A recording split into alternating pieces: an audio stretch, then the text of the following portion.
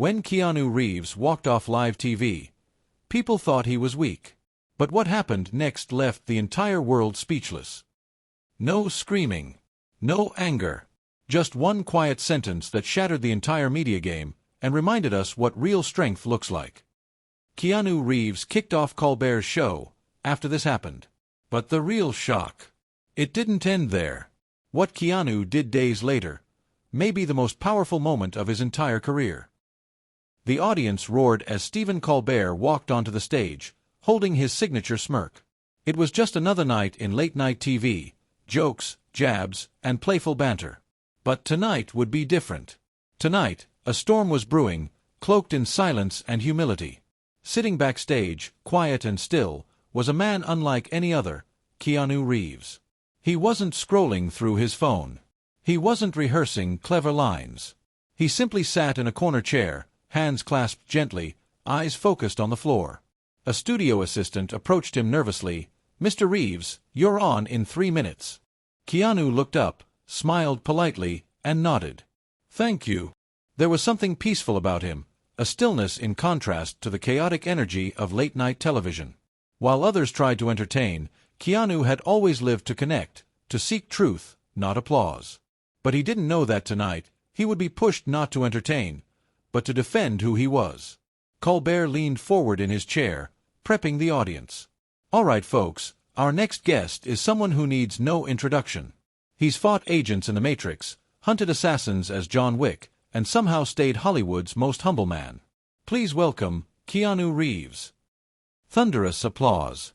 Keanu walked on, offering a gentle wave, that signature nod, and sat opposite Colbert. Their handshake lingered just a moment too long, as if Colbert already had something to prove. Colbert smiled wide. "Keanu, always good to have you. You're like the internet's favorite saint, right? The guy who takes the subway, helps strangers, doesn't age. What's your secret?" "Meditation. Immortality." The audience laughed. Keanu offered a soft smile. "No secret. Just living with less noise," he said calmly. There it was, that signature humility. The kind that made you lean in, not because he shouted, but because he never needed to. But Colbert wasn't satisfied. "So, you're spiritual now? You've mentioned faith in a few interviews. God, forgiveness, karma. That's a shift. Hollywood usually likes its stars loud and opinionated, not quiet monks." There was laughter, but it was uneven. Some faces in the crowd tightened. Keanu paused. "I don't see faith as loud," he said. "It's not about converting anyone. It's just something I carry. Like a compass." Colbert raised his brows. The smile remained, but something behind it sharpened. Maybe it was for ratings. Maybe it was personal. But the next few minutes would turn this interview into something raw and unforgettable. One of the producers whispered into Colbert's earpiece. "Push him on the God stuff. Religion gets clicks." Back to live.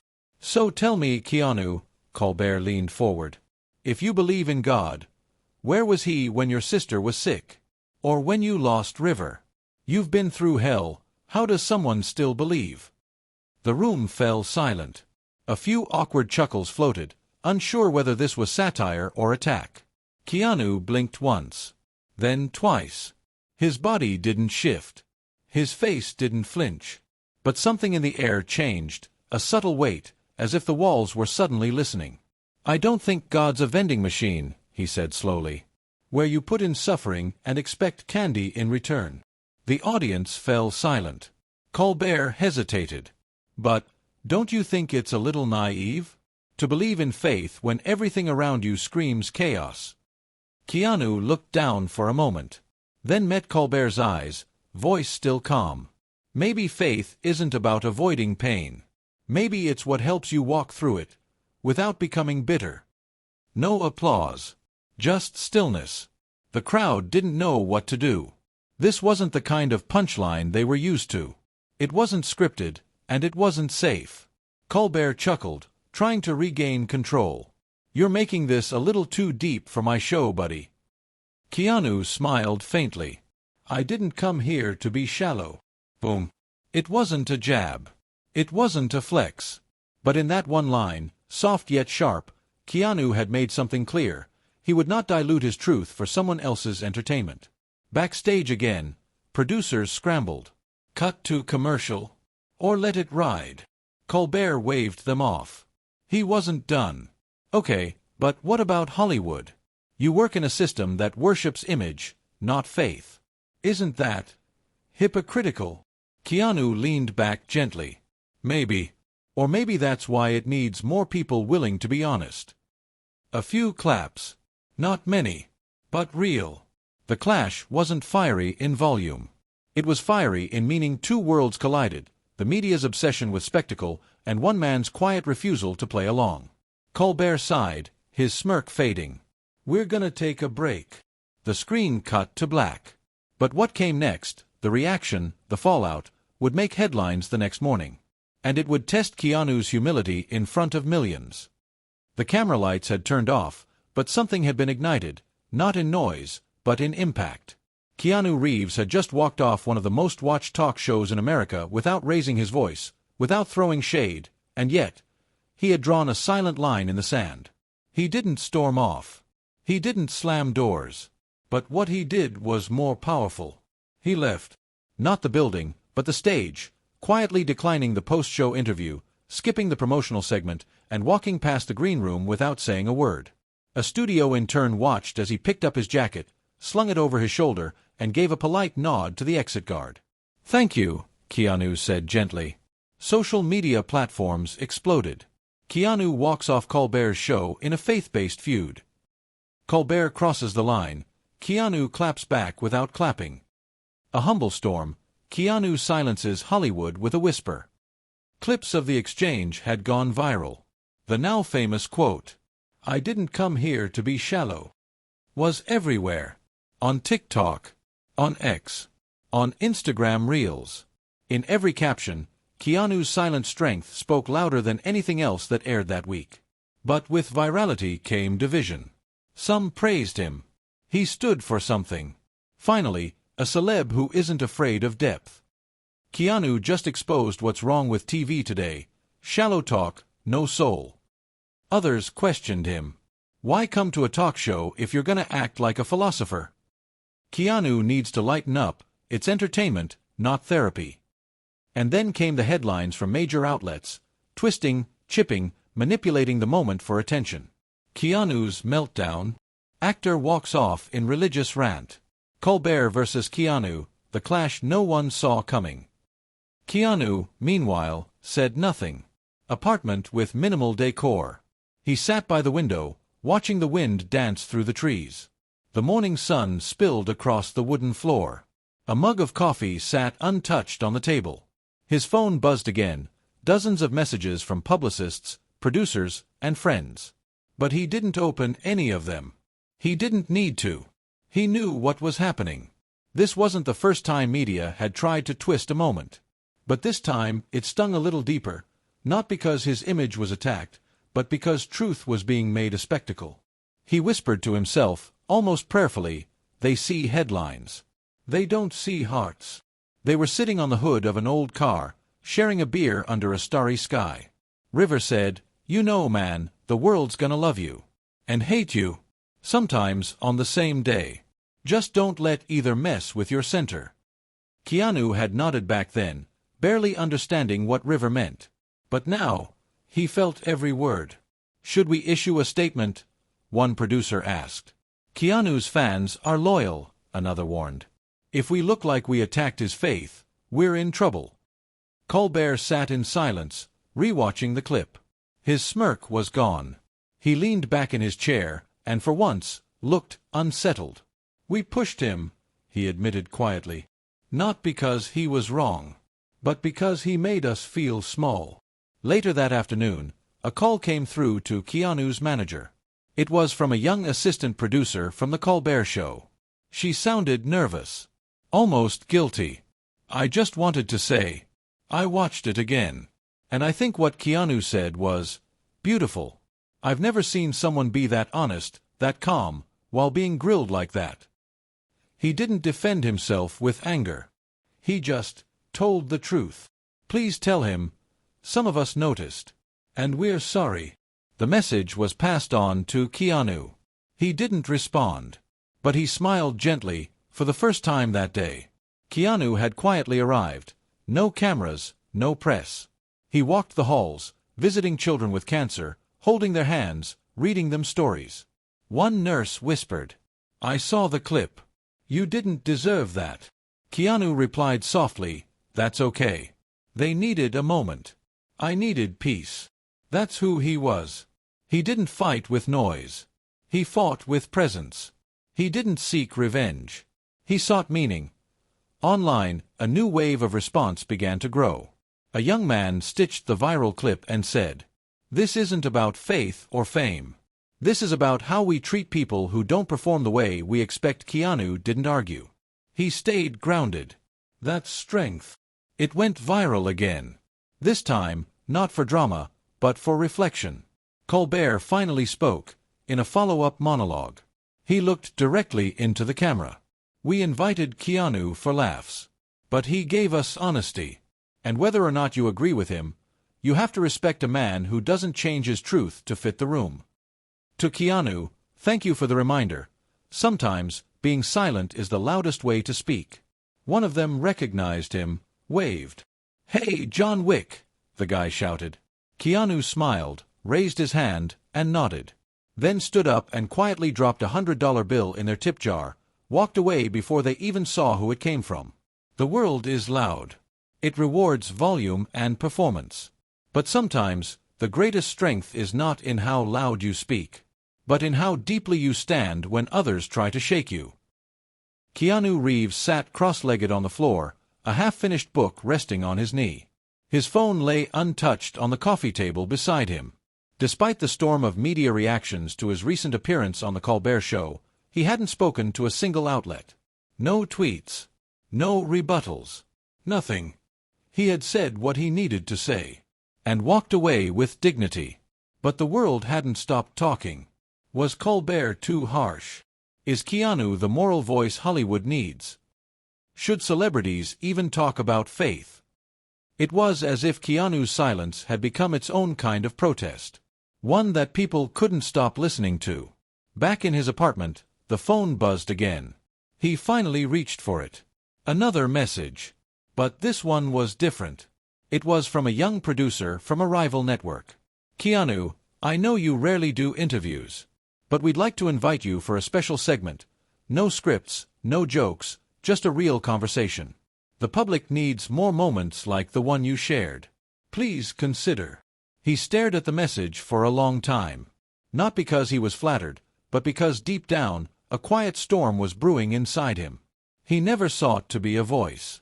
He wasn't a preacher. He wasn't a politician. He was just a man trying to live honestly. But maybe that's exactly why the world needed to hear him again. She was in her hospital bed, frail but radiant. A chemo scarf tied gently around her head. "You don't talk much," she had whispered once, smiling. "But when you do, people listen." That voice echoed through him now. He responded to the producer. "I'll come." But no stage lights. No audience. Just a table, 2 chairs, and honesty. The reply came instantly. "Done." No cheering crowd. No monologue. Just Keanu and a young host named Riya Patel, seated across from one another. She was known for her respectful tone, the opposite of mainstream sensationalism. "Thank you for being here, Keanu," she said warmly. He nodded. "Thank you for making space for this. I know you didn't want to talk publicly after the Colbert interview. Why say yes to this?" Keanu looked down for a moment, then up, eyes steady, voice calm. "Because I realized silence is only powerful if it's understood. And sometimes, people need help understanding." "Were you hurt?" she asked gently. A pause. Then, "No," he said. "Just disappointed. Not in Colbert. In how quickly we reduce depth to drama." Riya leaned in. "What did that moment represent for you?" "It wasn't about faith alone. It was about space, emotional space. The ability to be, without being cornered into a soundbite. And I'm not angry. I just don't believe truth should be edited for applause. The interview was raw, intimate, and real. It wasn't about controversy. It was about clarity. Comments poured in under the posted clip. I never knew Keanu was this deep. Respect just went through the roof. This man speaks like he meditates through fire. This is what public conversation should look like. The segment trended globally. Not for being dramatic, but for being human. He returned home, exhausted but calm. The lights of the city flickered in the distance. On his table sat a small package. No label. Just a note. For standing tall without raising your voice. Inside was a hand-carved wooden cross, simple but elegant. No sender's name. Just a moment of gratitude, from a stranger who understood. She had once told him, "You don't have to shout to be heard. You just have to speak when it matters." He hadn't realized it back then, but that idea had rooted itself deep inside him. Now, it shaped everything. He watched the full clip with no interruption. No staff. No studio lights. Just a man watching another man own his truth. Colbert sighed deeply. He picked up his phone and typed a message, then deleted it. Sometimes, an apology isn't just words. Sometimes, it's a change of heart. He had been invited not as a celebrity, but as a guest on a panel titled, Truth in the Age of Performance. One student asked, "Why don't more celebrities speak like you?" Keanu paused, then answered, "Because performance is rewarded. But presence is risky. People might not clap when you show them your soul. But I'd rather lose applause than lose myself." He never aimed to become a headline. But he became a reminder. In a world obsessed with noise, he taught us the weight of silence. In a culture that rewards performance, he reminded us of presence. And in a time where faith is mocked, he carried his with peace, not pride. Keanu Reeves stood there quietly, looking out at the skyline through the 30-foot windows. He wasn't here for a movie premiere or a publicity shoot. He had been invited, or more accurately, pursued. The success of his recent interview with Riya Patel had set something into motion. Not just likes and shares, but something deeper. It wasn't entertainment anymore. It was impact. And the industry had noticed. 3 executives sat across from him, polished, powerful, persuasive. "Keanu, what you did on that show, it wasn't just brave. It was marketable. You're not just a star, you're a voice. People trust you. And we want to give you a platform." Keanu looked at the glossy folder in front of him. Inside, a contract. Thick. Heavy. It was a multi-million-dollar deal from a streaming giant. The idea was simple. Create a series around real conversations that matter. No scripts. Just truth. We'll back you. Full creative freedom. You can talk about anything. Philosophy, faith, grief, the human condition. You'd be the executive producer. You'd shape the entire narrative. Keanu didn't respond. He flipped through the pages slowly, absorbing every line. Then he reached the back, where a small clause had been buried in legalese. His eyes narrowed. All content must align with company values, and be subject to final editorial approval for tone, sensitivity, and market relevance. Tone. Sensitivity. Market relevance. That was the catch. Hollywood loves freedom, until it costs them profit. Keanu closed the folder gently. "I thought you said full creative freedom." The lead exec shifted uncomfortably. "Of course. We just mean, nothing too risky. We have global markets, sensitive audiences." "You mean I can speak," Keanu interrupted, "as long as it doesn't make anyone uncomfortable?" Silence. The room froze. It wasn't hostility. It was that uncomfortable realization that this man couldn't be bought. The offer was still in his hand. He could have signed. He could have had his own show. He could have used it to share his heart with millions. But at what cost? Truth with conditions isn't truth, he whispered to himself. He had promised to speak with a group of high schoolers who had watched the Riya Patel interview as part of a media literacy class. The room was quiet when he walked in. A young girl raised her hand. "Mr. Reeves, why did you walk off Colbert's show?" Keanu smiled softly. Because sometimes, when someone tries to shrink your truth to fit their box, the most honest thing you can do is leave the box behind. Another student asked, "And why didn't you take that deal with the streaming company?" He thought for a moment. Because freedom with conditions is just another form of control.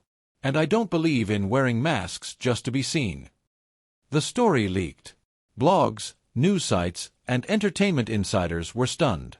Keanu walks away from $10M project over creative control. Streaming giant shocked by Reeves' refusal. The man who said no to fame. Again. But to Keanu, this wasn't about fame. It never had been. It was about integrity. "You know," John says, sipping coffee, "most guys would have taken the money, done a little dance, and found a way to sleep at night." Keanu smirks. "That's the thing. I don't want to dance. I want to stand still, and still be heard." John nods. "You ever get tired of being the good guy?" Keanu leans back, eyes distant. "Sometimes. But being real, that's rarer than being good. I'd rather be real, and alone, than surrounded by applause for a lie." A young filmmaker tweets, "Keanu Reeves just turned down the kind of deal I've dreamed of my whole life. But somehow, it makes me want to work harder for my own vision." A pastor posts, "Not all heroes wear capes. Some wear humility and walk away from golden cages." A former talk show guest writes, "He did what I couldn't. He said no to the machine." He stops at a bench, where a homeless man is feeding birds. "Hey, you're that guy," the man says. "The movie guy. The one who didn't sell out." Keanu chuckles. "I guess so." The man shrugs. "Most people do. Sell out, I mean. For less than what they're worth." Keanu sits beside him. "I didn't walk away from money," he says. "I walked toward myself." In a world that rewards compromise and sells truth by the pound, there stood one man, not because he wanted to be a hero, but because he refused to be anyone but himself. They offered him the stage. He chose the ground. They offered him millions. He chose meaning. Not because he was fearless, but because he had learned that no amount of applause is worth losing your soul. Inside, Keanu sits at his kitchen table, sipping herbal tea and writing in a leather-bound journal. The room is calm, minimalist, full of books and silence. No distractions. No TV. Just reflection. Then, a knock at the door. Unusual.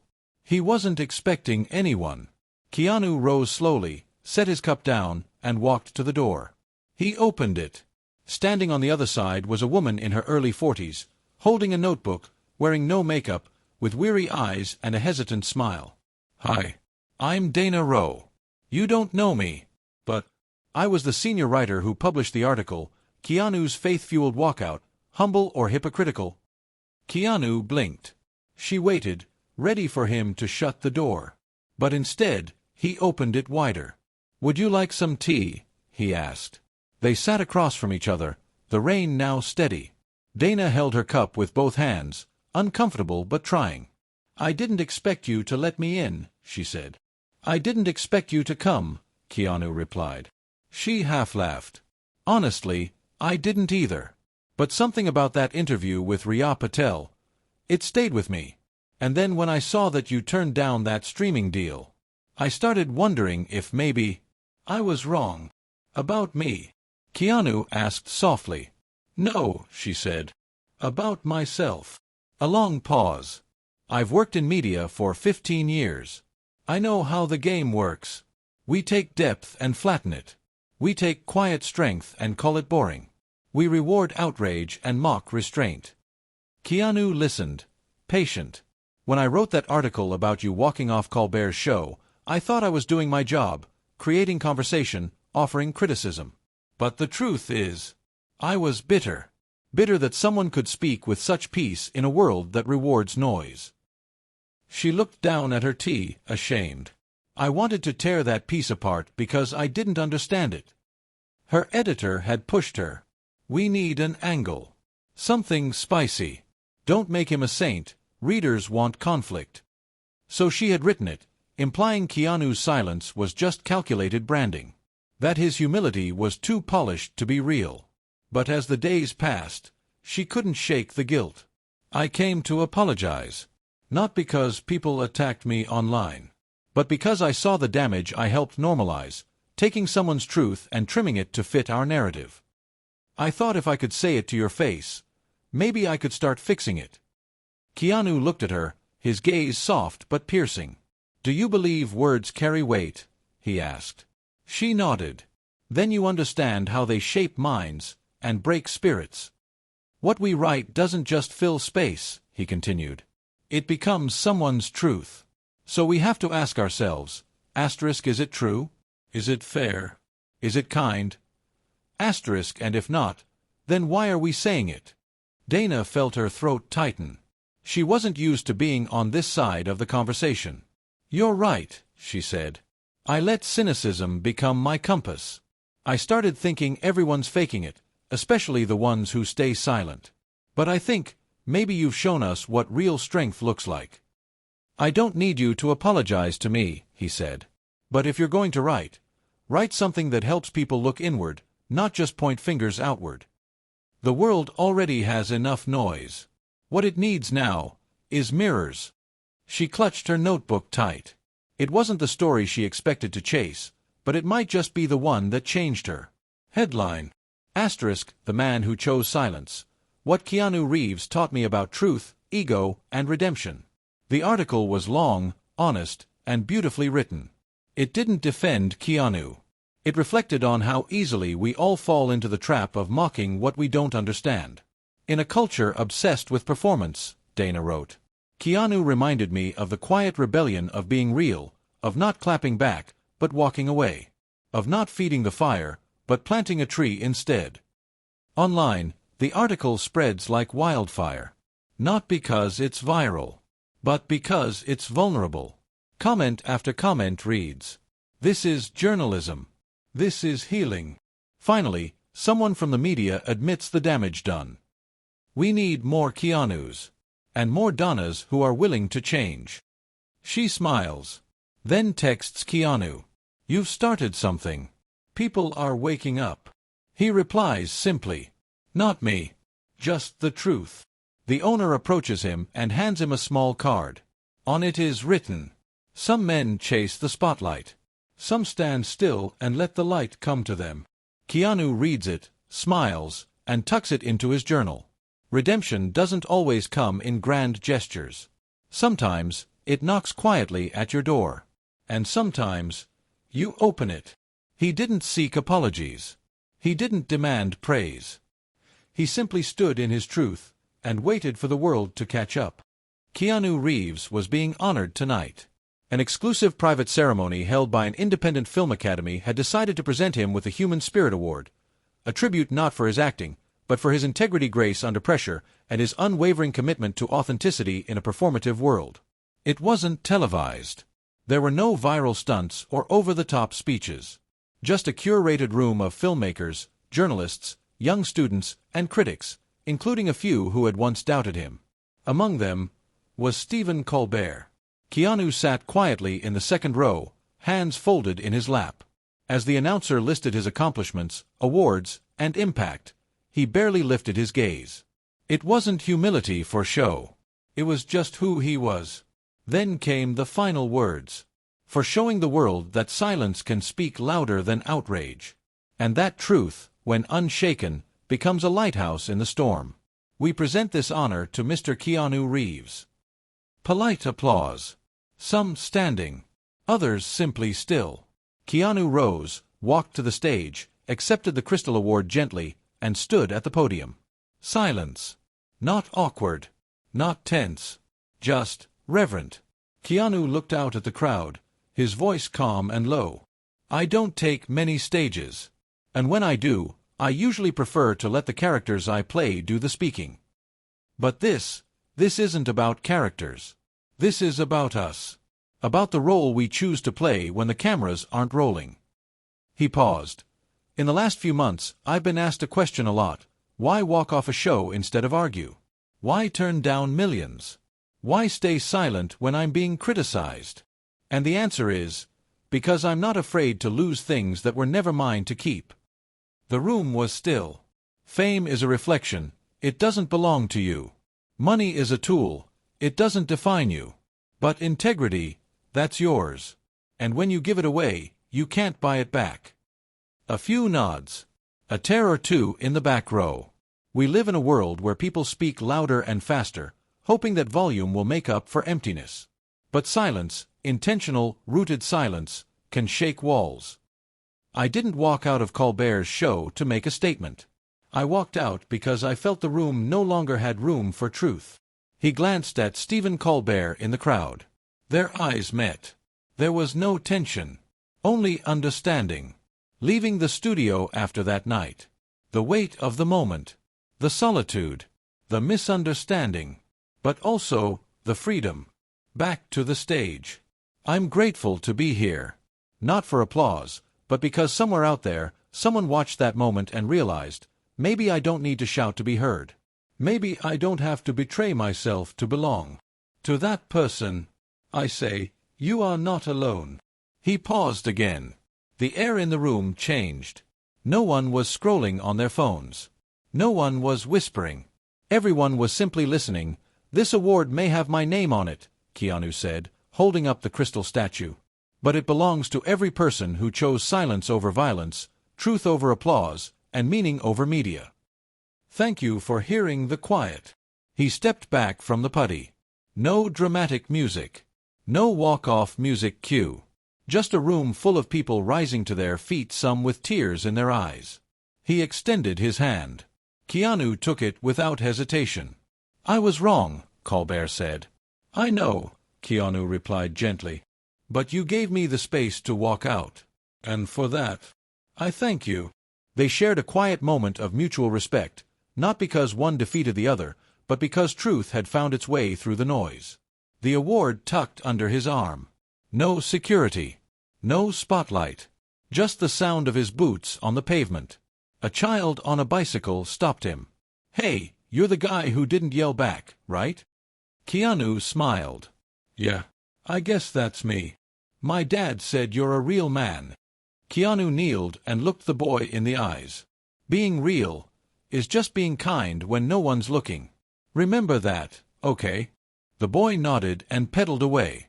In a world built on noise, he became a whisper. In a room full of actors, he remained himself. He didn't win the argument. He didn't dominate the headlines. He simply stood. And sometimes, that's the loudest thing of all. If Keanu's silence spoke to you, share this story. Let's bring back integrity in a world of noise. Subscribe for more stories that remind us what it means to be real. Leave a comment below. When was the last time you chose truth over applause?